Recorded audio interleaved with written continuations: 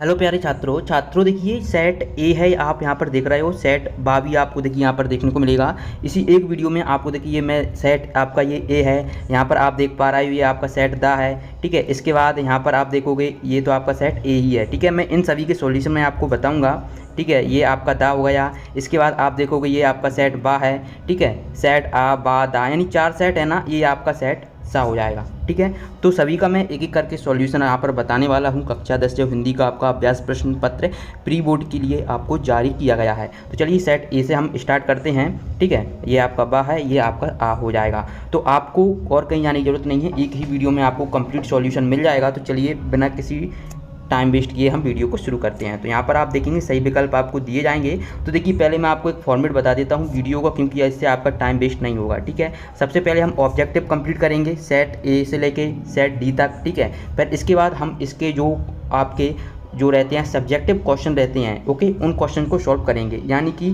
फिर हम करेंगे 6 से लेके प्रश्न 23 तक, ठीक है। इनको हम सॉल्व करेंगे। सबसे पहले हमारा काम रहेगा 1 से हम 5 तक सभी की सेट के करेंगे, ठीक है। तो यहाँ पर पहला प्रश्न देखिए, सही विकल्प का चयन कर लिखना है। काव्य की दृष्टि से रीतिकाल को बांटा गया है, ठीक है। तो इसका आपका सही आंसर हो जाएगा ऑप्शन आ। काव्य की दृष्टि से रीतिकाल को 2 भागों में बांटा गया है।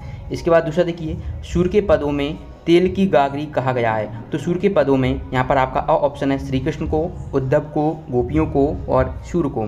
तो इसका सही आंसर होगा उद्धव को कहा गया है।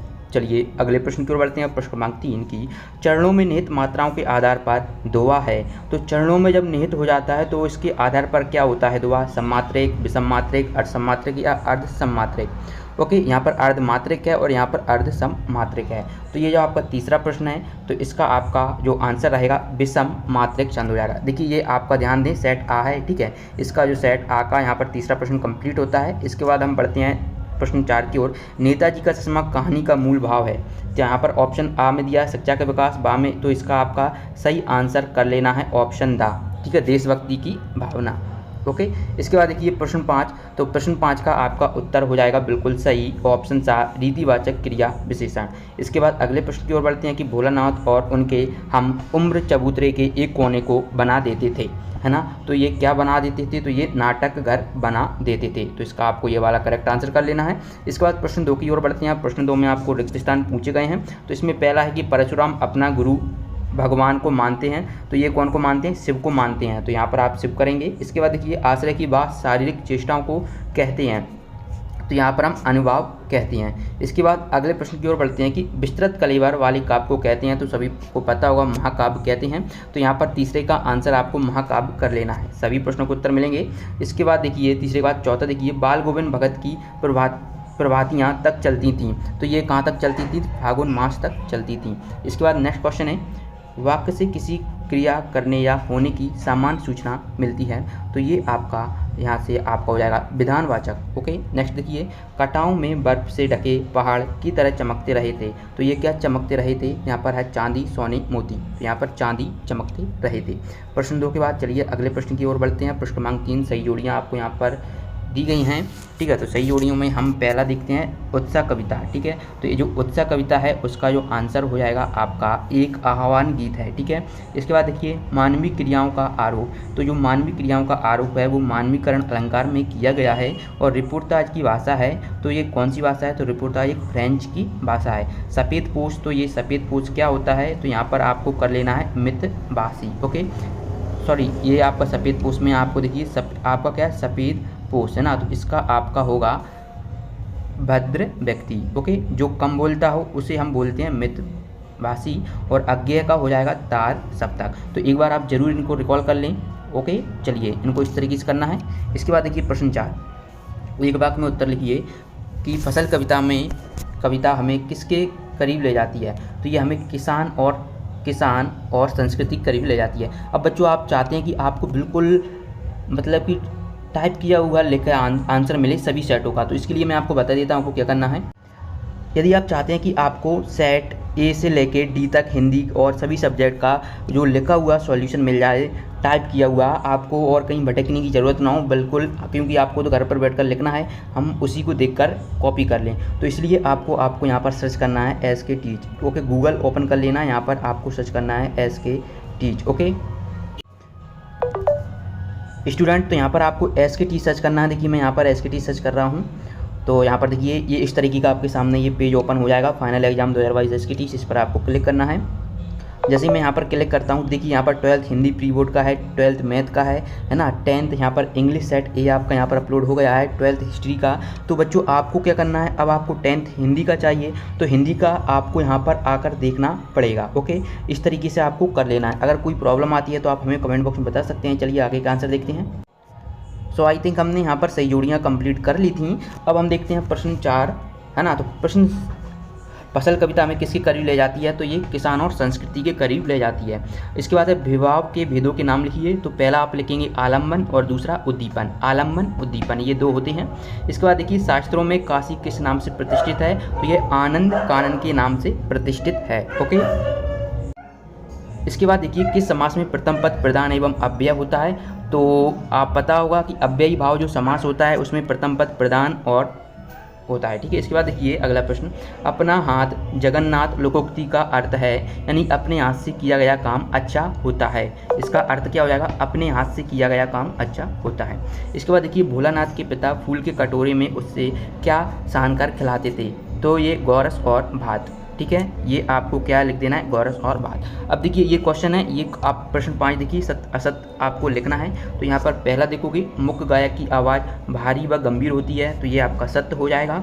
धुआ और चौपाई वाणिज्यिक छंद है, ये आपका असत्य है। इसके बाद देखिए मानव संस्कृति एक अविभाज्य वस्तु है, तो ये आपका तीसरे सत्य हो जाएगा। दो वर्णों के मेल को संधि कहते हैं, ये भी आपको पता होना चाहिए। दो वर्णों के मेल को संधि कहते हैं और दो पदों के मेल को समास कहते हैं। इसके बाद देखिए रंगीन पताकाएं शांति और अहिंसा का प्रतीक हैं, तो ये सही है या गलत, तो ये असत हो जाएगा। इसके बाद देखिए पढ़कर ही लेखक अव्यांतर विवशता को पहचानते हैं, तो ये भी आपका असत हो जाएगा। अब देखिए पहले हम सेट बी के और ऑब्जेक्टिव देख लेते हैं, फिर हम प्रश्न 6 का उत्तर बताएंगे, साथ के सभी के साथ साथ बता देंगे। और अगर आप चाहते हैं कि आपको PDF डाउनलोड करना है तो जल्दी से टेलीग्राम ग्रुप को ज्वाइन कर लीजिए। टेलीग्राम ग्रुप की लिंक आपको डिस्क्रिप्शन बॉक्स में दी गई है, वहाँ पर आप बिल्कुल फ्री में इनकी जो सॉल्यूशन के रहता है ना, बिल्कुल लिखाया हुआ आपको आंसर मिल जाएगा। ओके, तो आपको और कहीं जाने की ज़रूरत भी नहीं पड़ेगी। ठीक है, तो चलिए अब हम सेट बा देख लेते हैं, फटाफट से इसका कंप्लीट सॉल्यूशन करते हैं। फिर इसके बाद सेट सी और डी के बाद आपको जो प्रश्न 6 से 23 के उत्तर बताए जाएंगे। तो चलिए पहले यहाँ पर देखते हैं, प्रश्न एक सही विकल्प का चयन कर लिखना है। तो यहाँ पर ये पूर्ववाद का प्रारंभ माना जाता है, तो ये पूर्ववाद का प्रारंभ कब से माना जाता है, तो इसका सही उत्तर करेंगे आप सन 1943 से। इसके बाद देखिए कृष्ण की संगति में रहकर भी उनके प्रेम से अछूत रहे, तो कौन रहे, तो इसका आपका सही उत्तर हो जाएगा उद्धव रहे। इसके बाद देखिए प्रश्न 3, व्यवानुभाव व्यभिचारी संयोगादृशा निष्पत्ति ये परिभाषा है, तो ये एक परिभाषा है जो यहाँ पर किसने दी है वह आपको बताना है कि ये आचार्य विश्वनाथ ने दी है, या पर मम्मट ने, या पर पंडित जगन्नाथ ने, या पर भरत मुनि ने।